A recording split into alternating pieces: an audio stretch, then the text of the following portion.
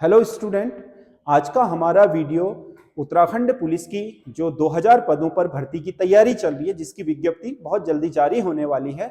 उस विज्ञप्ति में जो आयु सीमा है उसको बढ़ाए जाने को लेकर के जो वार्ता चल रही है उसको लेकर के है, क्योंकि वर्तमान में जो पुलिस कांस्टेबल में भर्ती होने की आयु सीमा है वो न्यूनतम 18 वर्ष और अधिकतम 22 वर्ष है। विज्ञप्ति निकलने के समय से जो भी आपकी चीजें तय होंगी, चाहे वो जुलाई माने चाहे वो जनवरी माने, जब भी मानेगा तो उससे आपके 18 वर्ष न्यूनतम होनी चाहिए, अधिकतम 22 वर्ष होनी चाहिए, जो भी विज्ञप्ति के समय निर्धारित होगा।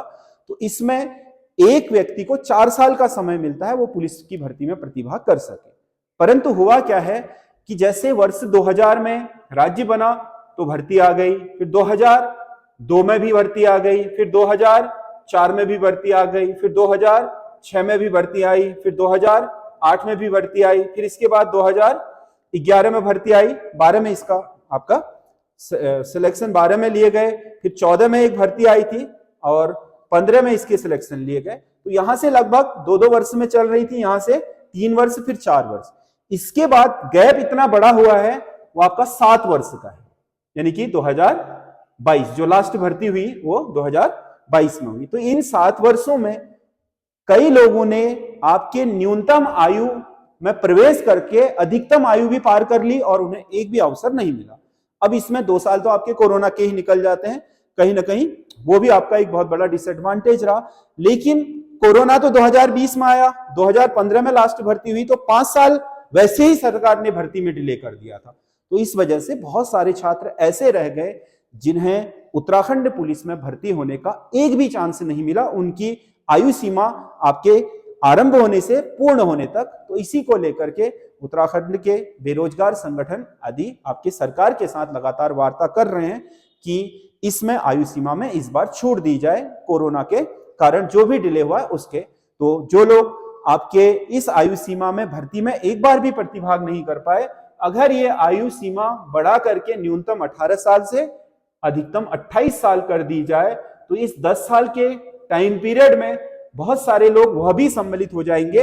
मान लो किसी ने आपके 2015 में 2016 में 18 वर्ष की आयु प्राप्त करी होगी, तो वो आज हो गया होगा 8 वर्ष, यानी कि 24 वर्ष का। तो अगर इस हिसाब से चला जाए तो वो ओवरेज हो जाता है 22 वाले हिसाब से। इस हिसाब से चला जाए तो इसे एक मौका मिल जाएगा, इससे ज्यादा उम्र वाले को भी मौका मिल जाएगा।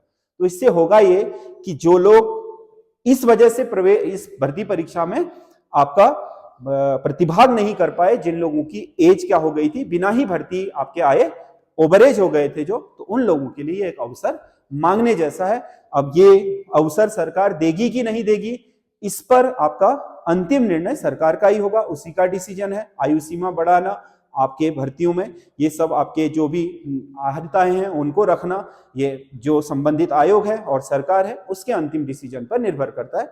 अब कैबिनेट, आने वाली कैबिनेट में इसको लेकर के सरकार कोई डिसीजन लेती है तो आपके बढ़ जाएगी।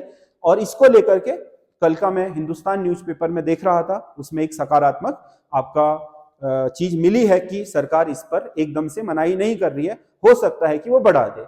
अब बढ़ाने से क्या होगा, उन लोगों को तो अवसर मिल जाएगा जो लोग आपके ओवरेज हो चुके हैं, यानी कि कोई 23 में, 24 में, 25 में, 26 साल का है, 27 साल का है, 28 साल का है। तो उन लोगों ने, जिन लोगों ने एक भी भर्ती नहीं देखी पुलिस की अपने टाइम पीरियड में, जो जिस समय वो प्रतिभाग कर सकते थे, तो उनके लिए मौका हो गया। ये तो उनके लिए एक मानवीय दृष्टिकोण से भी और अवसर की समानता के दृष्टिकोण से भी एक मतलब न्यायपूर्ण बात हो गई।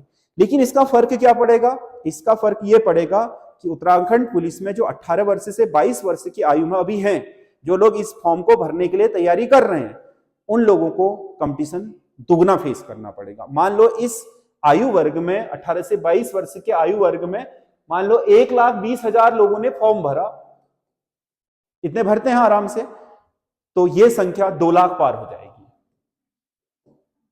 सीधे सीधे 2 लाख पार हो जाएगी अगर आयु सीमा बढ़ी तो 2 लाख पार भी हो जाएगी। और इंटरेस्टिंग बात यह है कि इन 2 लाख में जो संख्या बढ़ी है, इनमें पढ़ने वाले लोगों की संख्या बढ़ेगी, क्योंकि ये लोग पुलिस के लिए ओवरेज हो चुके थे, इसीलिए उन्होंने समूह ग के स्तर से तैयारी शुरू करी और आपको पता है समूह ग का और पुलिस कांस्टेबल का जो आपका रिटर्न पेपर है वो एक जैसे पैटर्न पर है, एक ही सिलेबस पर है, बस थोड़ा बहुत क्वेश्चनों का स्तर ऊपर नीचे हो सकता है, बाकी सारा का सारा मामला वैसा ही है। तो उसमें कोई अंतर नहीं है। अगर उन्होंने बढ़िया तैयारी करी है तो वो रिटर्न में अच्छा कर जाएंगे।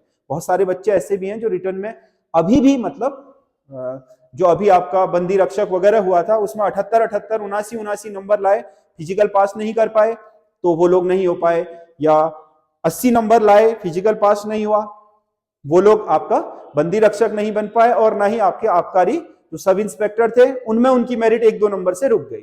तो वो लोग क्या हैं, वो ऑलरेडी तैयार हैं, अब वो हो चुके हैं 24 साल या 25 साल के, तो वो आएंगे तो सीधे 80 नंबर का रिटर्न लेकर के आएंगे। तो 80 नंबर का अगर कोई रिटर्न लेकर के आ रहा है और अगर वो फिजिकल 84 का भी बना दे तो 164 में पहुंच जाएगा। तो नीचे वालों के लिए थोड़ा बहुत टफ हो जाएगा कंपटीशन। तो दोनों चीजें हैं इसमें, कुछ एडवांटेज भी होंगे, कुछ डिसएडवांटेज भी होंगे। अब इस पर अंतिम निर्णय लेना सरकार का अपना विवेक है, वो करेगी या नहीं करेगी निर्भर उस पर करता है। लेकिन कल जो न्यूज में जो बेरोजगार संघ ने उनके साथ वार्ता करी है उसमें आपका कुछ सकारात्मक चीजें दिखाई दी हैं, उनके लिए जो आयु बढ़ने का इंतजार कर रहे हैं। तो उत्तराखंड पुलिस में हो सकता है कि इस बार आयु सीमा में, ऊपरी सीमा में कुछ बहुत छूट मिल जाए। अब इन्होंने तो क्या कहा है, इसको 28 साल करा जाए, क्योंकि एक पूरा वर्ग आपका 7 साल भर्ती ना होने की वजह से आपका पूरा का पूरा वर्ग बिना भर्ती देखे ही पार हो गया, ओवरेज हो गया। उसके उनके लिहाज से 10 वर्ष अब हो सकता है कि ना बढ़ाएं, हो सकता है कि बढ़ा करके 25 वर्ष कर दे, 3 वर्ष बढ़ा करके। तो 25 वर्ष करने से भी 3 वर्ष में आपका जितने 4 वर्ष में तैयार होंगे उतने ही 3 वर्ष में भी हो जाएंगे। सीधी सी बात है कि 4 वर्ष में आपके इंटरमीडिएट पास करके 4 वर्ष में जितने युवा इकट्ठा हो पा रहे हैं तो उनका 75% तो 3 वर्ष में गया ही होगा। तो सीधी सी बात है, अगर 1,20,000 हो रहे हैं तो 80,000 आपका और बढ़ जाएंगे। तो ये थोड़ा रेस क्या हो जाएगी, टफ हो जाएगी, कठिनाई आएगी उन लोगों के लिए जो फिलहाल वर्तमान एज ग्रुप में है, उनको इस एज ग्रुप से टक्कर मिल सकती है। अब करे या ना करे ये सरकार का अपना निर्णय है। पहले तक लगातार भर्तियां हुई हैं, इसके कारण लगभग हर वो व्यक्ति जो इन भर्तियों में जाना चाहता था उन्हें 1 या 2 मौके अवश्य रूप से मिले। एक वर्ग ऐसा चला गया है जिसे कोई अवसर मिल ही नहीं पाया, अपने पूरे आपके जो इस आयु वर्ग है उसमें मौका नहीं मिला तो ओवरेज हो गए। तो क्योंकि मानवीय दृष्टिकोण ये है इसका कि इसमें आपका उत्तराखंड पुलिस हो गया या आर्मी हो गई या पैरामिलिट्री फोर्सेज हो गए, उनमें अधिकतर वो बच्चे प्रतिभाग करते हैं जो बच्चे घर से आर्थिक स्तर में बहुत कमजोर होते हैं। उन लोगों के लिए ज्यादा विकल्प नहीं है क्योंकि वो कोचिंगें नहीं कर सकते हैं, और बहुत सारे बच्चे मैंने देखा है गांव में इंटरमीडिएट के बाद उनके पास पैसे कॉलेज जाने के लिए भी पैसे नहीं होते हैं उच्च शिक्षा के लिए। तो उनके लिए एक सरकारी रोजगार के अवसर मुहैया कराने वाले 3 क्षेत्र हैं। अगर वो फिजिकली थोड़ा अच्छे हैं और या तो पुलिस में भर्ती हो जाए, वहां उनके लिए मौका बनता है, या पैरामिलिट्री फोर्सेज में मौका बनता है, या फिर इंडियन आर्मी में बनता है। अब आर्मी तो आपको पता है अग्निवीर हो गया है, और हो सकता है कि इसके थ्रू आरक्षण बाद में देकर के इन्हें लाभान्वित भी किया जाए, वो तो बात का विषय है। अग्निवीर होने से भी कोई जो भर्ती में जाने वाले हैं उनकी संख्या नहीं घटी है, क्योंकि बेरोजगारी का स्तर इतना है कि लोग अग्निवीर में भी उतनी ही मेहनत से जा रहे हैं जितने फौज के लिए तैयारी करते थे। उसके अलावा पैरामिलिट्री फोर्सेज है, ये है गरीब लोगों के लिए जो आर्थिक रूप से कमजोर हैं, उच्च शिक्षा ग्रहण नहीं कर सकते हैं, महंगी आपकी कोचिंगें लेकर के आपके पढ़ाई नहीं कर पाते हैं आगे की, उन लोगों के लिए एक अच्छा अवसर होता है कि वो सरकारी नौकरी पा जाए। उसके बाद कई लोग आपने सुना होगा कि आर्मी में चले गए, वहीं से कमीशन लेकर के, अच्छे बच्चे हैं तो उन्होंने आर्मी में ही कमीशन लेकर के आपका आर्मी में ऑफिसर बन गए।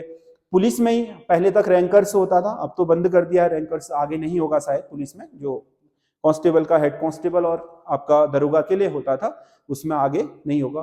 पैरामिलिट्री फोर्स में भी आपका जो सिपाही है वो सीपीओ और आपके 5 साल की सर्विस हो जाती है, तो वो आपका जो असिस्टेंट कमांडेंट है उसकी परीक्षा के लिए अपना रैंकर्स दे सकता है। तो वो बच्चे अपना मुकाम हासिल कर ही लेते हैं जिनमें चीजें ठीक हैं, लेकिन उन्हें एक प्लेटफॉर्म मिल जाता है अपने परिवार को अपना अच्छा स्तर देने के लिए, अपने जीवन को बेहतर बनाने के लिए। तो इसीलिए इन बच्चों के लिए ये काफी महत्वपूर्ण होता है जो आपका पुलिस की भर्ती होती है, आर्मी की भर्ती होती है या पैरामिलिट्री की भर्ती होती है। तो इनमें ही अगर अवसर ना मिले तो एक बहुत बड़ा वर्ग जो आपके आर्थिक रूप से कमजोर है वो आपका वंचित हो जाता है। तो इसीलिए ये मानवीय दृष्टिकोण है। बाकी अवसर की समानता भी है भाई कि हर किसी को मिल रहा था प्रदेश में अवसर, तो इस वर्ग को ही अवसर क्यों नहीं मिला वाली बात है। तो इन पक्षों को रखा जा रहा होगा, और अगर इन पक्षों को मान लिया सरकार ने तो मिल भी सकती है। और सरकार कहती है कि क्या नहीं, आयु सीमा में हम छूट नहीं देंगे, तो वो नहीं भी दे सकती है, क्योंकि आपका फॉरेस्ट गार्ड है उसमें आपको पता है 27 साल दे रखा है, उसकी भी भर्ती निकली हुई है, दूसरी भर्तियां भी निकली हुई है। अगर आप में रिटर्न टैलेंट अच्छा है तो इस बीच आप कहीं ना कहीं सरकारी नौकरी पाई जाओगे, क्योंकि रिटर्न अच्छा है तभी आप पुलिस की नौकरी में भी भर्ती हो सकते हो। और उतनी ही मेहनत करके उससे थोड़ा बहुत और करके आप जो फॉरेस्ट गार्ड है वो भी बन सकते हो, ग्रेड पे समान ही है। कनिष्ठ सहायक भी बन सकते हो, कनिष्ठ सहायक में भी सिलेबस वही है। तो जो बच्चे आपके क्या है तैयारी में है, एज में है, वो तो कर नहीं रहे होंगे तैयारी। जो आपके एज ज्यादा हो चुकी है और निराश हो चुके हैं वो भी तैयारी करें।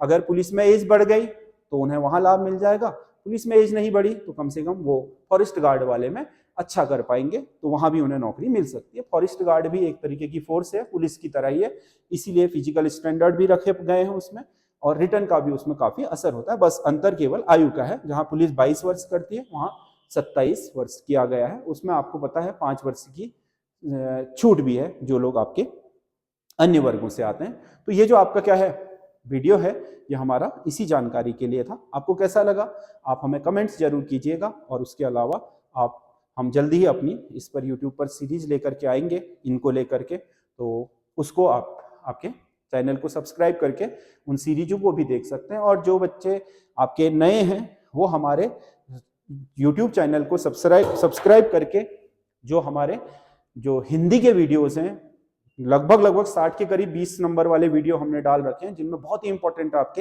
हिंदी ग्रामर, शब्दकोश आदि के प्रश्न हैं, उनको आप सॉल्व कर सकते हो रोज के रोज। आप 20 नंबर का उठाइए और देखिए, उसे सॉल्व कीजिए, उससे आपको काफी मदद मिल सकती है। उत्तराखंड जीएस आदि के भी काफी पेपर उसमें पड़े हैं। नई सीरीज जो हम लाएंगे वो 100 नंबर की होगी, उसमें आपके पूरा पैटर्न पर आधारित सीरीज हम लेकर के आएंगे। तो हमें कमेंट्स जरूर करिएगा, क्योंकि आपके कमेंट्स से हमें बहुत हेल्प मिलती है अपना वीडियो बनाने में। धन्यवाद।